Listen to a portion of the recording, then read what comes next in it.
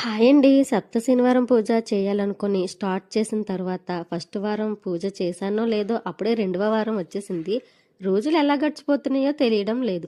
ఈరోజు రెండవ వారం పూజకి రెడీ చేస్తున్నాను. నైట్ మా బావతో కాల్ మాట్లాడి పిల్లలు నేను 8:30కే పడుకుని పోయాము. నైట్ మార్కెట్ చేసి అలసిపోవడంతో త్వరగా వంట పని, ఇంటి పని, పూజ కోసం పని చేసేసి పడుకున్నాను.